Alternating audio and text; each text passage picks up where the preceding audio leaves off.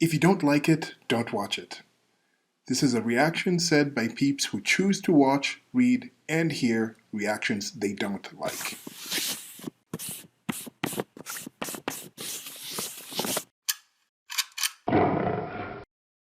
Silas here, this is part of my shorty series where I take a short statement that I have based off of something else and give you my thoughts kind of expanding on that short statement. Getting to it, this is Indiana Froskurrin, I think you'd say it Froskurrin, Indiana Froskurrin Black.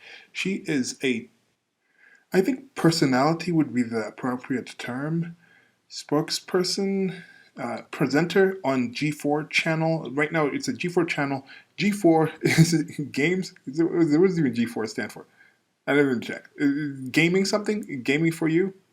So I checked and I couldn't find the actual thing, what the G stands for, if it's gaming or something. I'm somewhat more familiar when I hear G4, I think G4S, G4 Security Corps, which is a security company, an international security company. I'm recording this from Nairobi, Kenya, and that is something that I think most Kenyans, if it's like G4, they're like, oh, G4S, that's what you mean. So some people might not know what G4 is, but G4, gaming something. I think it's gaming something. Let me know in the comment section if you actually know. But I'm focusing on the rant that Froskurrin had here and what she said there about if you don't like it, don't watch it, which is something that is not limited to this. I've seen this being said in different places. Now, for an actual history of this actual situation, I think you should check out It's a Gundam's video. In his autistic detail, as he says, he puts in a rather good review, some history of G4 and what's behind this current rant. I would say the primary thing is that she's claiming she's getting certain negative reactions due to the fact that she is female and other people don't get that. It's targeted towards her. But there is something in, I think, a lot of communities where people will point out something about you and make fun of them. She'll say, oh, we read all the same scripts here. We have a big team. Half of the people who are writing these things are female. I read the same script as my male counterparts and I get targeted insults. Yes, they get insults too, but I get targeted insults because I'm female, and both those things can exist. Yeah, sure, I get it. Somebody might get it because they're short. Somebody might get it because they're fat. Somebody might get it because they're bald. Somebody might get it because of this and this. But if they're reading the same script, she says she gets targeted things specifically because she's female. Now, the recent incident she mentioned is she was talking about some PlayStation exclusives that were not PlayStation exclusives, and some people might have gotten her towards that, but then no one actually corrected her that was on the panel, and maybe because they're also just reading a script. Maybe the other people in the panel also didn't know that those weren't PlayStation. No, but actually some of the people said, I don't know. So regardless, not too important. This is about that statement, if you don't like it, don't watch it. This is something that I think the general sentiment behind this is not negative.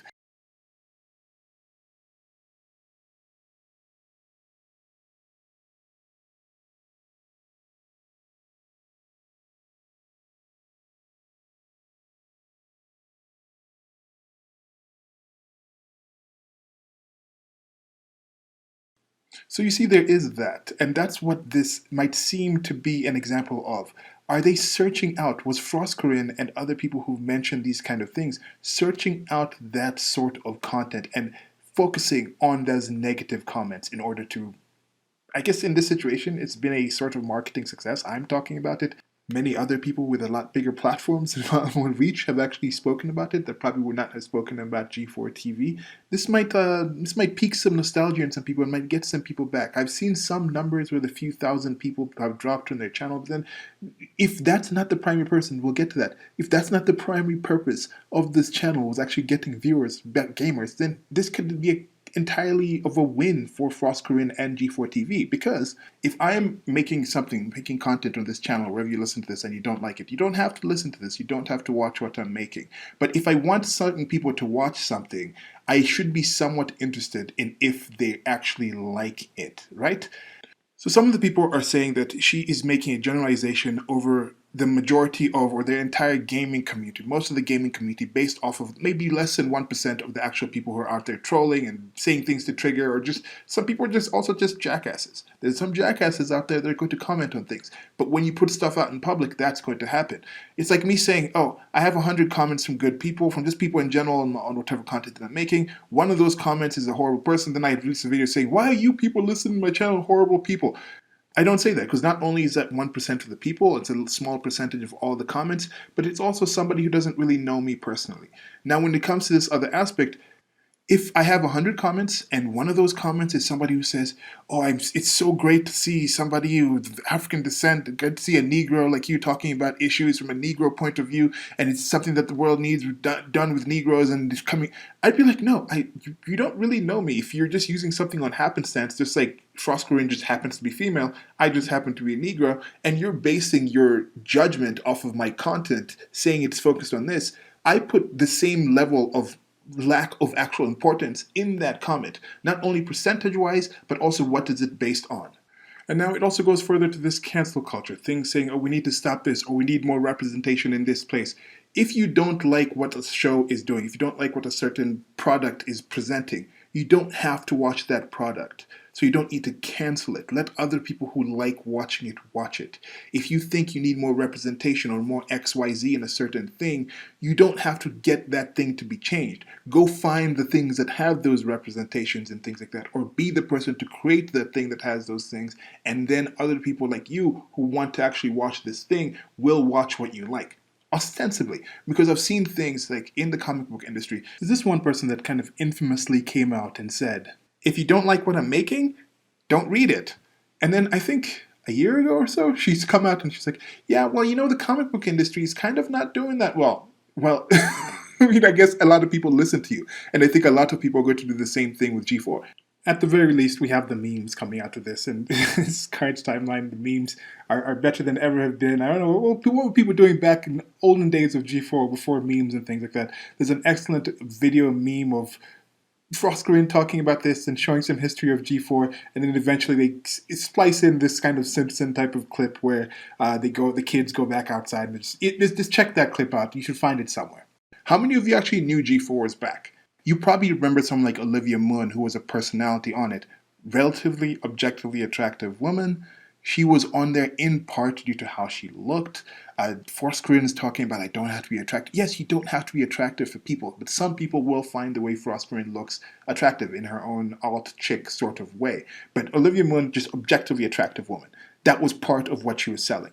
You see those clips from It's a Gundam and other people, and there's things where Froskurrin seems to be showing using her physicality on that. That has been part of the show. The showrunner from the past is still one of the showrunners now, even though some things have come out with him talking about, like, he's like, ostensibly, he says things like his Republican family should die if they don't follow the actual approved illiterati criteria for you to actually do according to deal with this current pestilence of unnamed origin sort of thing Rona-chan out there. There's been a lot more stereotypical, atypical of people in these kind of spaces, leftist leaning, regressive type of comments that this person has said that I don't think will receive any actual social backlash in the sense where they're going to try to challenge this person's job or anything. I think people might just stop watching.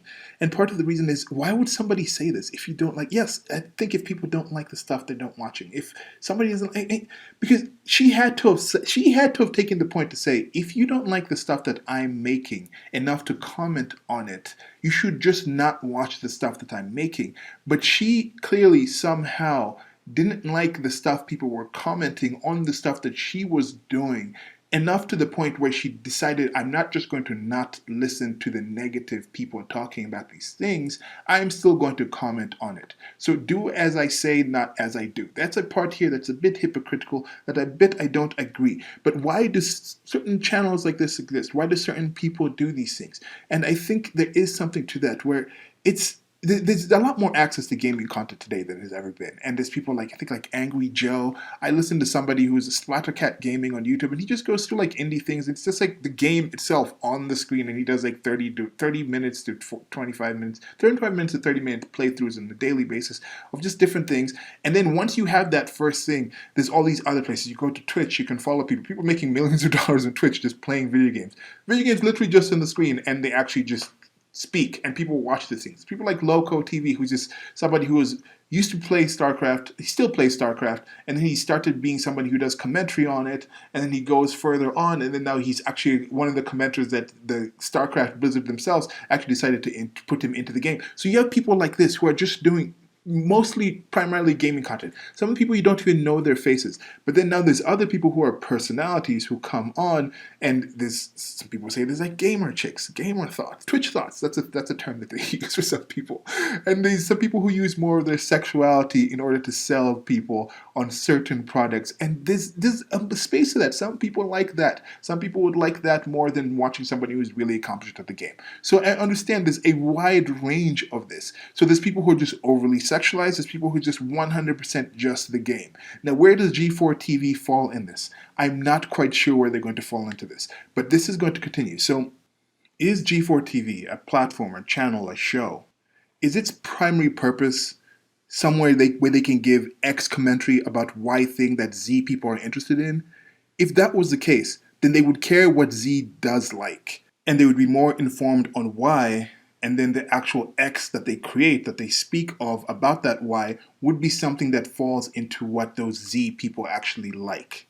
And this would eventually reduce those complaints. But as I mentioned, they could actually be hyper-focused on certain complaints regardless of the fact that there might be a higher number of praise just for that same thing. Someone would be like, oh, she's a woman, so she shouldn't be speaking about this. This is why, oh, it's a gamer chick. But then someone might say, oh, it's really cool to see a gamer chick speaking about this. Oh, like, it's good to see from a woman's point of view on this other topic. But if that happens, would she say they would cancel out? I don't know if she or anybody else on that panel would consider those two comments to cancel out. Now, I haven't watched G4 enough to know much about her presenting style and the other people on the channel. It's current timeline, so people have social media presences. I think if you want to speak about sociopolitics and other issues that are outside of the primary thing that you're supposed to be speaking about on your profession, on your job, like this thing in gaming, then just like the showrunner, one of the showrunners here talking about how he dislikes Republicans and all these things outside, he's not on the actual show coming out and saying that. That's something that I think is acceptable, like, yeah, whatever, it's not really that surprising. Now, having said that, I think there's personal things, and y'all might have your own list of certain things where you say, okay, if I know this about the person, even if it has nothing to do with the actual product they're creating, if I have a comparable product that I can actually get to this, a comparable service, I'll actually go to that. There's some things where, like the government and the Chinese Communist Party, I'm questioning what that Chinese Communist Party is doing. I'm not quite sure if I have a product where it's like, okay, I'm buying X product from this place for $10, and I know this place happens to hurt the people who are actually making the product, or they happen to dislike people who happen to be like me, and then I can buy a similar product for $15 from this place that doesn't really say any of those things. They might do those things, but I just don't know about those things. I would probably spend that $5 extra to get that other product. In some cases, I have the privilege to bring my personal preferences into my actual financial choices. And some people can't afford to do this. With few of the things on my list, if somebody's anti-peaceful parenting, is advocating for hitting kids and that kind of things, supposed discipline, I don't want to listen to your content. If someone is overtly a communist, I think that really has a negative effect on the greater society, so I'll try to avoid your content. But that if I know. But when you go on the actual show and you're berating people that watch the show for not liking the things that she says on the show about things that the show is supposed to be about, and you say it's because specifically she is this thing that you... I don't get why people do this. So bad things are supposed to tick up more than good, so we pay attention to the bad things so we can do something and rectify those bad things. That's something that's just natural. It's natural for us to do it. It's something that evolution kind of... It's an intelligent way to approach the world and things like this. But some people seem to take these too seriously. Now with shows like this, I wonder, why do these things still continue? Why do some places still... G4 is probably still going to continue for some time. And I think a company like this will keep going because... since its content and staff may fit the environmental, social, and governance criteria. And you'll notice some certain companies making certain decisions that some people are like, why? This doesn't really seem to be about the product that they're on. This really doesn't seem to be about the service that they're doing. Is Froskurrin pointing out that half the writers are females because he's admitting that, oh, we don't even write our stuff, so when you make fun of me, you might be making fun of stuff that a man wrote, or maybe like you're cheering the men who are on this platform for saying things that the females wrote, or is there something else in there? Because otherwise it would be kind of odd to kind of admit that. I know people know this scripted content, so they're not like, but why would you say, oh, this is not even my words, these are not even my thoughts, I'm just saying things, I'm just kind of a spokeshole. I don't think somebody wants to just come out and admit that. And I think even the specific thing, if it is this PlayStation comment that she was making, that seemed to be more off the cuff kind of general conversation between the people that are panelists, that are presenters.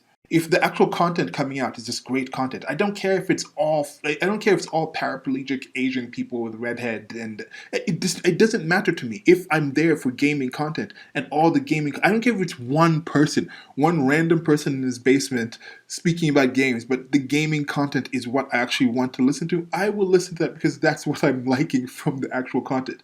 So I don't understand that, but part of the reason why these companies are doing this, part of the reason some of these things, ESG goals is one of the key parts of it. So these companies are existing, like you look at the G4TV, it's owned by other people. There's these kind of companies and things like that. So they say, okay, this branch in our company has actually matched the ESG goals, so you can invest into us, and then we'll keep creating this product that is rather stable, things like this. So we have this kind of market share, and there's a lot of other things involved in this. There's a lot of mutation in just the markets due to fiat currency, and I'm more of an Austrian economist, so I have some objection to some of these things where these companies are involved in these things in regulated kind of industries where they can have a market share to protect against competition. So they just have so many people who are not really involved with the day-to-day understanding the market. And this is a thing that happens with businesses. They come and they go, and G4TV was important one time, and then now it's just kind of a passing thing where, as I'm asking, how many of you actually knew G4TV existed before Froskurrin went on her rant, before listening to this video right now? I'd be like, oh, it's back now, you go check it out again. But yeah, how many of you knew someone like Olivia Munn was on G4TV before? I think a lot of people might know Olivia Munn from like X-Men, and she's been in other things as well, dating Aaron Rodgers, and people might not know she was ever on this show. But the gaming industry itself is a multi-billion-dollar industry. There's a lot of places where it's making tons of money. So someone involved in this space, there's still a lot of money going around to be made from someone like G4TV. They're also involved in electronic gaming. I think they're involved in esports, which is a massive industry now, and things like that. Now, with the esports type of thing, someone can say, okay, in order to have a sports team, an esports team, we're going to have the best players. And the best players happen to be mostly male. Competitive games like StarCraft, these ones are online real-time strategy games. It's kind of like the Kenyan domination of marathon running in like East Africa, mostly Kenyan, Ethiopian, things like that. It's kind of in the same way where that domination is coming from South Korea. There's something about the physiology of younger men, whether it's hand-to-eye coordination, just the way the muscles move and things like this, that just makes them dominate, makes them better at certain games. This is something. We are a sexually dimorphic species. There's going to be these differences. Time is the thing that actually works. You're not going to be the same as you were in the past. You might be better at things when you get older. You might be worse at things when you're younger. I don't imagine them ever starting some sort of outreach program to say, we need to empower the people who've been left behind by gaming and things. It's an entire market that we haven't tapped to. And so we're going to do these activities, or we're going to like talk about this, raise awareness, and do some outreach to this group. And then all of a sudden, in like maybe a year or so, you're going to have a competitive Call of Duty team made up all entirely of former farmers or former miners from the Midwest, 45-year-old white men, and they say like, yes, these people finally learned how to COD, and now they're here making hundreds of thousands of dollars for playing video games. That's not going to happen. It's just not what certain people do. So the company might say, since we're focusing on gaming, our main gaming teams seems to self-select in a way that we cannot adjust. We cannot just hire people for the sake of it, because they'll lose. So in order to meet the environmental, social, and governance criteria that allows our company to have a good rating for investing from outside people, we need to have a lot of people of certain backgrounds that don't fit these things that are selected in order to be really good at playing this game, to have those kind of people in our company. So say, okay, these people are just speaking about the game. People are just writing about games. Things like that. People are just filming the things about games, writing skits and making props and things like this, researching the games and playing the games and the history and things. So we'll have that be the place where we hire people based off of things of happenstance. They happen to be born this way. They happen to have intercourse with these kind of people. They happen to identify it this kind of way. And that's what we're going to hire them based off of. If they can just speak, if they're just basically competent, we're going to have them on for that. And I think that's why you see some of these things happening where some things are not necessarily fitting.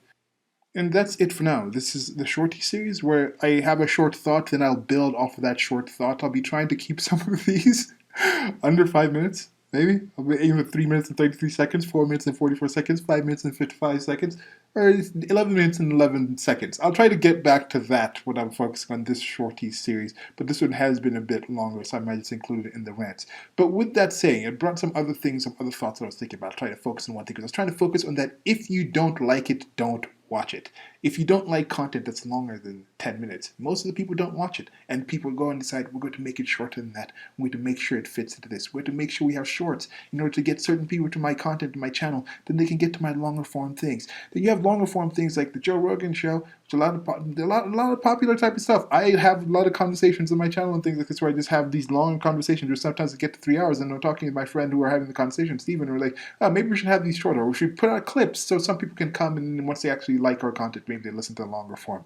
So there is that aspect. And what do y'all think is behind people like this, like Froskurrin in particular, saying, if you don't like it, don't watch it? Was she also paying attention and watching people commenting in ways that she didn't like, but she felt the need to comment on it? So what do you think is actually behind something like that? Who else kind of says, wait, what is that noise? Where's that coming from?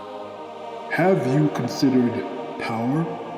As a transdimensional, omnipresent being, I can relate to this watching thing as I get to watch every single second of you lowly human beings' lives.